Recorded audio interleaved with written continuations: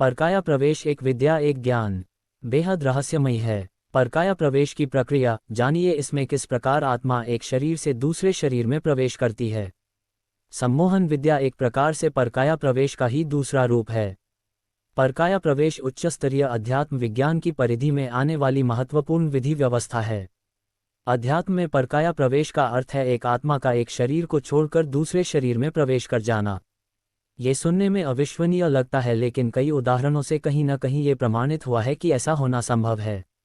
किंवदंतियों के अनुसार कई ऐसे संत जिनके उम्र के संबंध में लोगों को कोई अता पता नहीं रहा और उनकी उम्र के संबंध में 2, 4 यहाँ तक 7 से 800 सालों तक का होने का दावा किया जाता रहा। ऐसा परकाया प्रवेश से ही संभव रहा होगा। तो चलिए समझते हैं कि परकाया प्रवेश क्या है और यह कैसे होता है। आद्य शंकराचार्य ने एक शास्त्रार्थ प्रयोजन के काम शास्त्र का अनुभव प्राप्त करने के लिए अपने शरीर में से आत्मा को निकालकर मृत सुधन्वा के शरीर में प्रवेश किया था। परकाया प्रवेश की इस प्रक्रिया का उद्देश्य पूरा होने पर वे पुनः अपने शरीर में वापस लौट आए थे। रामकृष्ण परमहंस ने अपनी आत्मा को विवेकानंद में प्रवेश कर दिया था। परमहंस जी के स्वर्गवास के अवसर पर विवेकानंद को भान हुआ कि कोई दिव्य प्रकाश उनके शरीर में घुस पड़ा और उनकी नस नस में नई शक्ति भर गई। शंकराचार्य के उदाहरण से मृत शरीर पर किसी अन्य जीवात्मा का आधिपत्य हो सकने की बात प्रकाश में आती है और परमहंस जी के परकाया प्रवेश से जीवित मनुष्य में किसी समर्थ व्यक्तित्व के प्रवेश कर जाने का लक्ष्य सामने आता है।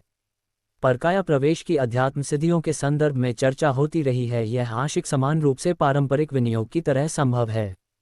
शक्तिपात दीक्षा में गुरु अपना एक अंश शिष्य के व्यक्तित्व में हस्तांतरित करता है। आत्मा स्वामी है और शरीर सेवक। आत्मा यात्री है और शरीर वाहन। स्वामी की अपनी दुर्बलताएं ही सेवक के श्रम सहयोग से वंचित रह सकती हैं। स्वेच्छाचार बरतने वाले सेवकों को देखकर यही अनुमान लगाया जा सकता है कि स्वामी को अपने पद का ध्यान नहीं रहा। वाहन रहते हुए भी यदि सवार को पैदल चलना पड़े तो समझना चाहिए कि उसे अपने साधन के उपभोग की समुचित जानकारी नहीं है। अपने शरीर पर तो आत्मा का आधिपत्य होता ही है। यदि उसकी सामर्थ्य सबल है तो वह दूसरों के शरीर का भाव अपने लिए उपयोग कर सकता है। ऐसा जीवित अवस्था में भी हो सकता है और प्रेतात्माएं भी वैसा कर सकती है। 2 अमेरिकी प्रोफेसरों ने मिलकर एक किताब लिखी है, 20वीं सदी में अचेतन मनोविज्ञान की खोज। इसमें आत्मा की स्वतंत्र सत्ता तथा पुनर्जन्म को सिद्ध करने वाले अनेकों प्रमाण दिए गए हैं। इसी पुस्तक में परकाया प्रवेश संबंधी कई घटनाओं तथ्यों का संकलन किया गया है। उसके अनुसार एक बर्तन विक्रेता घर से टहलने निकला और गायब हो गया। जाकर मशीनों की मरम्मत का काम करने लगा। 2 वर्ष बाद सहसा घर की सुधि आई, जैसे गहरी नींद टूटी हो। घर वापस पहुंचा, पता चला मशीनों की मरम्मत का वही काम एक अन्य व्यक्ति करता था जो कुछ ही समय पहले भरा था। बर्तन विक्रेता 2 वर्ष तक उसी व्यक्ति की तरह काम करता रहा। वहां सभी कर्मचारियों के नाम, व्यवहार, सराय, होटल सब उसे याद थे। घर लौटकर धीरे धीरे आते वह सब भूल गया और पूर्ववत अपना पुराना कसेरे का धंधा करने लगा। डॉक्टर आसबन ने इस घटना को विस्तार से प्रकाशित किया। अनुमान ये किया गया कि मशीनों की मरम्मत करने वाले व्यक्ति की आत्मा ने कसेरे की आत्मा को 2 वर्ष तक अपने कब्जे में रखा। जब वह आत्मा कब्जा छोड़कर चली गई तो पुरानी आत्मा अपनी स्वतंत्र सत्ता का परिचय पुनः दे सकी। इस बीच वह दबी रही। कभी कभी ऐसे घटनाक्रम भी प्रकाश में आते हैं कि किसी मृतात्मा ने किसी दूसरे जीवित मनुष्य के शरीर पर आधिपत्य जमा लिया और उसका उपयोग मनमर्जी से करती रही। भूत प्रेतों के आवेश की चर्चा झाड़ फूंक के क्षेत्र में आए दिन होते रहती है। उनमें अधिकतर तो मानसिक दुर्बलता, मूढ़ मान्यता, अर्ध व्यक्तियों द्वारा छोड़ी गई छाप ही प्रमुख कारण होती हैं। फिर भी ऐसे तत्वों की कभी नहीं जिनमें मृतात्माओं के अन्य शरीर पर अधिकार जमा लेने की बात सिद्ध होती हैं। इस प्रकार के अधिकार प्रायः अस्थायी होते हैं। आत्माएं अपना उद्देश्य पूरा करके उस आधिपत्य को अनायास ही छोड़कर चली जाती हैं अथवा उदासीन हो जाती हैं। किन्हीं विशिष्ट आत्माओं ने दूसरों के शरीर में प्रवेश करके उनसे कुछ विशिष्ट काम कराए। ऐसी घटनाएं संसार के अनेक भागों में घटित होती रही है। विश्वविख्यात कलाकार गोया की आत्मा ने अमेरिका की एक विधवा हेनरोड के शरीर में प्रवेश करके उनके द्वारा गवालन नामक एक अद्भुत कलाकृति का सृजन कराया था। ये समाचार उन दिनों अमेरिका में अनेक पत्रों में प्रकाशित हुआ था। रोज नगर के एक नागरिक एसेल्वन बैग से 10,000 का चेक भुनाकर निकले और सहसा गायब हो गए।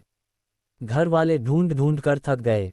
एसेल्वन सैकड़ों मील दूर एक नगर में जाकर वहां चीनी का व्यापार करने लगा। नाम बताया अपना A0 से 052। उसने पहले यह व्यापार कभी भी नहीं किया था। 2 माह बाद जैसे स्वप्न टूटा, वह चौंका। ये चीनी का व्यापार मैंने तो कभी नहीं किया और मेरा घर भी यहाँ नहीं।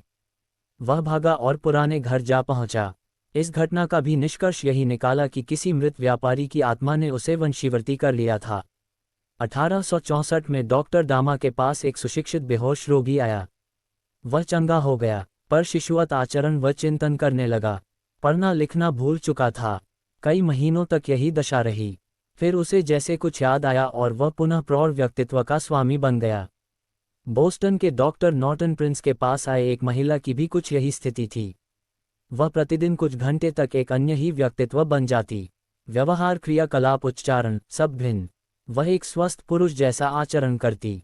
अपना नाम भी किसी पुरुष का नाम बताती, फिर अपने महिला व्यक्तित्व में लौट आती।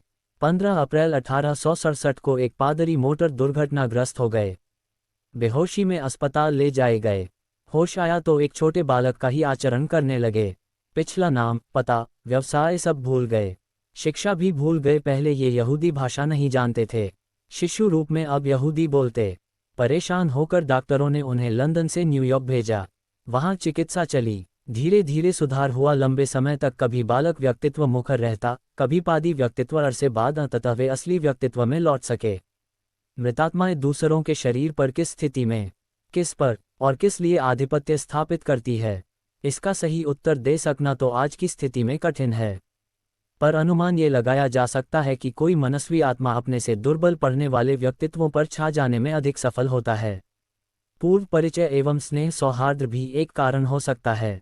अतृप्त आत्माएं सांसारिक जीवन का आनंद लेना चाहती है अथवा ऊपरी अभिलाषाएं पूरी करने के लिए आतुर होती है। यह इंद्रिय क्षमता से युक्त स्थूल शरीर से ही संभव है। सूक्ष्म शरीर मानसिक अनुभूतियां तो ले सकता है, पर स्थूल इंद्रियों के अभाव से भौतिक वस्तुओं का उपभोग उसके लिए शक्य नहीं होता।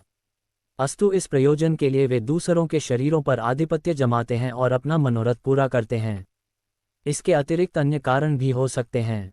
यह आधिपत्य थोड़े समय के लिए आवेश, उन्माद स्तर का भी हो सकता है और उसका एक रूप ये भी संभव है कि शरीर का असली स्वामी जीवात्मा मूर्छित अवस्था में जा पड़े और उस शरीर का उपयोग कोई अधिकार जमाने वाली सत्ता मनचाहे ढंग से करती रहे। हार्वर्ड विश्वविद्यालय अमेरिका के डॉक्टर आसवन ने अपनी मनोवैज्ञानिक खोजों में नई सच्ची घटनाओं का उल्लेख दिया है, जो किसी व्यक्ति में किसी अन्य आत्मा का प्रवेश हो जाना संभव बताती है। उन्होंने एक कारीगर का उदाहरण प्रस्तुत किया है। एक दिन अनायास ही वह अपने औजार फेंक कर चिल्लाया कि मैं यहाँ कैसे आ गया और यह बेकार काम कैसे करने लगा। सही यह है कि 2 वर्षों से उसने अपना असली घर छोड़ दिया था। किसी आत्मा के प्रभाव में आकर ही उसने घर छोड़ा और वह काम करने लगा जिसका उसे अभ्यास नहीं था। जब तक वह उस आत्मा के प्रभाव में रहा तब तक वह अपना नाम व असली घर भूला हुआ था। सम्मोहन विद्या एक प्रकार से परकाया प्रवेश का ही दूसरा रूप है। प्रयोक्ता अपने प्रचंड मनोबल का प्रहार करता है और जिस पर प्रयोग किया गया है उसके बाह्य मस्तिष्क की चेतना को पीछे अंतर्मन के धकेल देता है। यह अर्धमूर्छित स्थित हुई। सोचने समझने वाला मस्तिष्क निद्राग्रस्त हो गया और उसकी जगह प्रयोक्ता का मनोबल काम करने लगा। सारे मस्तिष्क तंत्रों का उपयोग तब तक वही करता है जब तक कि उस बलात् निद्रा से मुक्ति नहीं मिल जाती। प्रयोक्ता को प्रहार और उपभोक्ता की सहज स्वीकृति का समन्वय ही सम्मोहन की स्थिति उत्पन्न करता है। दोनों में से एक पक्ष भी दुर्बल न हो तो प्रयोग सफल न हो सकेगा। स्वसम्मोहन का स्तर अधिक ऊंचा है। उसमें प्रबल आत्मशक्ति के द्वारा ही अपने चेतन मस्तिष्क को अर्धतंद्रा में धकेल दिया जाता है और अचेतन को सामान्य जीवन संसार का व्यवस्था जुटाते रहने के लिए सीमित कर दिया जाता है। इसे योग निद्रा या समाधि कहते हैं। इसमें अहिर्निशी श्रम संलग्न रहने वाले बाह्य मस्तिष्क की कृत्रिम शक्ति साथ ही दिव्य निद्रा का आनंद मिलता है। इस विश्रांति के उपरांत एक नई स्फूर्ति का लाभ मिलता है। साथ ही चेतना को अनावश्यक परतों को दुर्बल एवं आवश्यक परतों को सबल बनाने का अवसर मिलता है। योगी लोग आत्मोत्कर्ष के अन्यान्य उच्च स्तरीय लाभ भी इस योग निद्रा द्वारा प्राप्त करते हैं।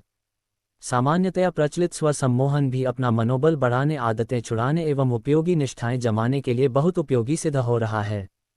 स्वसम्मोहन कठिन है। आत्मबल को प्रखर बनाने के उपरांत ही उसमें इतनी क्षमता उत्पन्न होती है कि जागृत मस्तिष्क को शिथिल बना सके और उस स्थिति का लाभ लेकर अनावश्यक को हटाने एवं आवश्यक को जमाने का कार्य पूरा कर सके।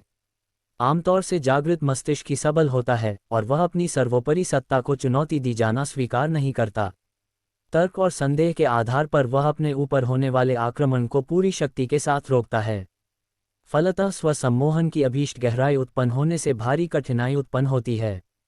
इतने पर भी शांत चित्त से श्रद्धापूर्वक किन्हीं विचारों को बार बार दोहराने से भी कुछ तो प्रभाव पड़ता ही है और उपयोगी मानसिक परिवर्तन के लिए प्रयासों से कुछ तो सफलताएं मिलती ही है। ये कुछ कुछ भी बूंद बूंद करके घड़ा भरने की उक्ति के अनुरूप लाभदायक ही सिद्ध होता है। कॉन्शियस ऑटोसजेशन ग्रंथ में फ्रांस के मनोविज्ञान विशारद प्रो शून्य इमाइलकू ने अनेक उदाहरण प्रस्तुत करते हुए बताया है कि किस प्रकार इच्छा शक्ति का प्रयोग करके अपने आप में तथा दूसरों में असाधारण परिवर्तन किया जा सकता है। ये प्रयोग शारीरिक और मानसिक रुग्णता को दूर करने में भी बहुत प्रभावशाली सिद्ध हुए हैं। स्वसम्मोहन आत्मसाधना है। सम्मोहन वैज्ञानिक प्रयोग मानसिक चिकित्सा जैसे महत्वपूर्ण कार्य एक व्यक्ति द्वारा दूसरे को अर्धमूर्छित करने की प्रक्रिया द्वारा ही संपन्न होता है। इस प्रकार उत्पन्न हुई योग निद्रा इतनी गहरी होती है कि उसमें छोटे बड़े ऑपरेशन भी आसानी से हो सकते हैं। पाश्चात्य देशों में यह विज्ञान अब बहुत आगे तक बढ़ गया है और दंत चिकित्सक तो आमतौर से इस प्रक्रिया का उपयोग करके बिना सुन्न किए ही दांत उखड़ते रहते हैं और रोगी को किसी प्रकार ही दांत उखड़ते रहते हैं और रोगी को किसी प्रकार का कष्ट नहीं होता। हिप्नोटिज्म का हिंदी अनुवाद सम्मोहन है। उसे सामान्यतः एक विशेष प्रकार की सुझाई हुई नींद नर्वस निद्रा कहा जा सकता है। साधारण नींद में मनुष्य सुधि बुद्धि खोकर अचेत हो जाता है, पर सम्मोहन निद्रा में मनुष्य का आधा सचेतन मस्तिष्क भर सोता है। उसके स्थान पर अचेतन अधिक सक्षम हो जाता है और आदेशकर्ता के निर्देशों के प्रति पूर्ण सजगता का परिचय देता है। इसे चेतना की सामान्य स्थिति का असामान्य प्रत्यावर्तन कहा जा सकता है। सक्रिय मस्तिष्क की सुषुप्ति और निष्क्रिय की जागृति इस कहा जाए तो भी बात बनती नहीं है, क्योंकि सक्रिय की निद्रा वाली बात तो सही है, पर जिसे निष्क्रिय कहा जा रहा है वह अपने क्षेत्र में सक्रिय से भी अधिक सक्रिय रहता है और व्यक्तित्व के निर्माण में ज्ञानवान चेतना से भी कहीं अधिक बड़ी चढ़ी भूमिका का निर्वाह करता है। शरीर को सुन्न करने में सम्मोहन प्रयोग बहुत सफल हुए हैं। प्रथम महायुद्ध के दिनों रूसी डॉक्टर पोडियापोलेस्की ने 30 घायलों के शरीर बिना क्लोरोफॉर्म के ही सुन्न करके दिखाए थे और उनके पीड़ा रहित ऑपरेशन संपन्न किए थे। ब्रिटिश डॉक्टर एस्टल ने इस प्रयोग के आधार पर लगभग 200 ऑपरेशन संपन्न किए थे। यूरोप के अनेक देशों में दंत चिकित्सक बिना कष्ट दांत उखाड़ने में इस पद्धति का प्रयोग करते हैं। दंत ही में न प्रसव के लिए भी प्रसूति गृहों में ये प्रक्रिया बहुत उपयोगी सिद्ध हो रही है। अमेरिका की मेडिकल एसोसिएशन ने चिकित्सा विज्ञान के एक प्रामाणिक पद्धति के रूप में सम्मोहन को सन 1958 से ही मान्यता दे रखी है। इसी प्रकार British and American medical association ने भी उसे उपयोगी चिकित्सा विधि के रूप में प्रामाणिकता प्रदान की है। सम्मोहन किसी समय जादुई करिश्मा समझा जाता था और उसके समर्थकों और विरोधियों के पक्ष में अपनी अपनी बातें इतने जोर शोर से कहते थे कि जनसाधारण के लिए उस संबंध में कोई स्पष्ट अभिमत बना सकना संभव न हो पाता था, पर ऐसी बात नहीं है। उसे विज्ञान की एक तथ्यपूर्ण धारा के रूप में स्वीकार कर लिया गया है। अब सम्मोहन को कला नहीं विज्ञान के रूप में प्रतिपादित किया जाता है। इसे आश्चर्यजनक प्रदर्शनों के रूप में नहीं, मनुष्य के लिए उपयोगी सत्परिणाम प्रस्तुत कर सकने वाली विद्या के रूप में प्रयुक्त किया जाता है। डॉक्टर बाबर की तरह अन्य लोगों को भी यह संदेह था कि सम्मोहन प्रदर्शनों में कोई पद्य शिष्य बाजीगर को सफल सिद्ध करने के लिए जानबूझकर ढोंग बनाता है, किंतु आशंका क्रमशः निर्मूल होती चली गई है। जब तक बाजीगरी के कौतुक प्रदर्शनों का सम्मोहन विद्या का प्रयोग होता था तब तक उस पर अंगुली उठने की काफी गुंजाइश थी, पर अब वैसा कदाचित ही होता है। अब यह विद्या मानसोपचार के क्षेत्र में सम्मिलित हो गई है और प्रायः इसी के लिए इसका उपयोग होता है। मस्तिष्क में तर्क शक्ति, इच्छा शक्ति एवं निष्कर्ष क्षमता के कुछ अपने क्षेत्र है। सम्मोहन निद्रा में उसी को निष्क्रिय बना दिया जाता है और सम्मोहित व्यक्ति इस स्थिति में पहुंच जाता है मानो उसकी अपनी निजी विचार बुद्धि का अंत हो गया। विज्ञानी एस्किन ने सम्मोहित व्यक्ति की रंग पहचानने की क्षमता बदल देने पानी को ही शराब बताकर उसमें नशे के लक्षण उत्पन्न कर देने में सफलता पाई है। इसी प्रकार जर्नल ऑफ साइकेट्री में मनःशास्त्री के उलमैन के प्रयोग विवरण लेख में उन सफलताओं का वर्णन है जिनमें शरीर के विभिन्न अवयवों पर विभिन्न परिवर्तन संभव कर दिखाए थे। उदाहरण के लिए एक व्यक्ति का हाथ ठंडे पानी में उलवाया गया और उसे अत्यधिक उष्ण मनवा लेने पर हाथ में छाले उठाना संभव हो गया था। ऐसे ही अनेक विवरण रूसी मानसोपचारक प्लेटोनोव ने अपनी पुस्तक the world as a physiological and therapeutic factor में प्रकाशित कराए हैं। रूसी मनःशास्त्री पावलोव के अनुसार सम्मोहन में जादू जैसी कोई बात नहीं, वह मनोविज्ञान सम्मत सहज प्रक्रिया है जिसमें कुछ मस्तिष्कीय कणों की अंतःक्षमता को कृत्रिम रूप सुला देने और जगह देने की प्रक्रिया को संकल्प शक्ति के आधार पर संपन्न कर दिया जाता है। सम्मोहन से शरीर की सामान्य स्थिति में भी अंतर आ जाता है। यह अंतर शरीर परीक्षा में सहज ही देखा जा सकता है। जैसे हृदय की गति 82 बढ़कर 143 तक हो जाना, रक्त का बढ़ाव 105 से उठकर 136 तक जा पहुंचना, तापमान 99 सेंटीग्रेड से 101 तक देखा जाना। इतना होने पर भी रक्त में जिन तत्वों का समावेश है उनके अनुपात में अंतर नहीं आता। लवण, शंकर आदि की जो मात्रा रक्त में विद्यमान थी उसका परिणाम नहीं बदला जा सका। इसी प्रकार बीमारियों के कारण होने वाले कष्ट की अनुभूति तो उतने समय के लिए रुक सकती है और रोगी अपने को अच्छा अनुभव कर सकता है। इतने पर भी उस बीमारी की जड़ कट जाना संभव नहीं होता। हाँ, सुधार का धीमा सिलसिला चल पड़ सकता है। पूर्व निर्धारित नैतिक मान्यताओं को बदलने के प्रयोग यदि करने ही हों तो उनमें बहुत समय लगेगा और सफलता बहुत धीरे धीरे मिलेगी। लड़ाइयों में पकड़े गए शत्रु पक्ष के सैनिकों को पहले की अपेक्षा भिन्न मत का बनाने के लिए सम्मोहन विज्ञान के आधार पर प्रयोग होते रहे हैं।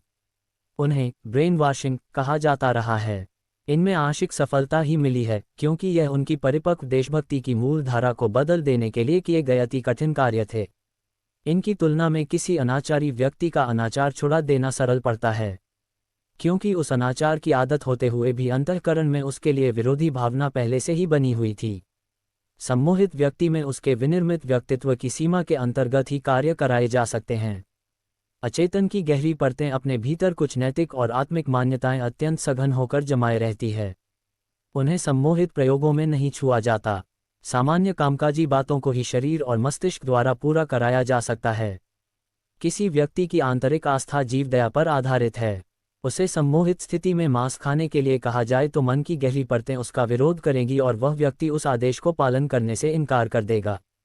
इसी प्रकार किसी का धन या शील हरण करने, किसी की हत्या कराने जैसे कुकृत्यों के लिए सम्मोहनकर्ता कोई प्रयोग करे तो अंतःकरण की अस्वीकृति होने पर वे प्रयोग सफल न हो सकेंगे। इसी प्रकार यह भी संभव नहीं कि किसी व्यक्ति की मूलभूत क्षमता से बाहर के काम कराए जा सकें। हिंदी पढ़े व्यक्ति से अंग्रेजी बोलने के लिए कहा जाए तो वह न बोल सकेगा। इसी प्रकार इतना वजन उठाने के लिए कहा जाए और उसकी शारीरिक क्षमता से बाहर हो तो भी वह इन प्रयोगों में न बन पड़ेगा। आत्महत्या कर लेने जैसे आदेश भी सम्मोहित व्यक्ति को स्वीकार्य नहीं होते। इसका तात्पर्य इतना ही है कि प्रदर्शनों में इतनी ही सफलता मिलेगी जितनी कि किसी अनुशासित व्यक्ति से जीवित अवस्था में सहमत करके कराया जा सकता है। प्रकारांतर से इन्हें कामकाजी सहमति से लादी हुई सफलता भर कह सकते हैं। सत्संग और कुसंग का प्रभाव सर्वविदित है। ऋषियों के आश्रमों में सिंह और गाय एक घाट पानी पीते थे। यह उस आत्मचेतना का ही प्रभाव था जो प्रचंड होने के कारण अपने क्षेत्र में एक प्रकार से सम्मोहन का वातावरण उत्पन्न किए रहती थी।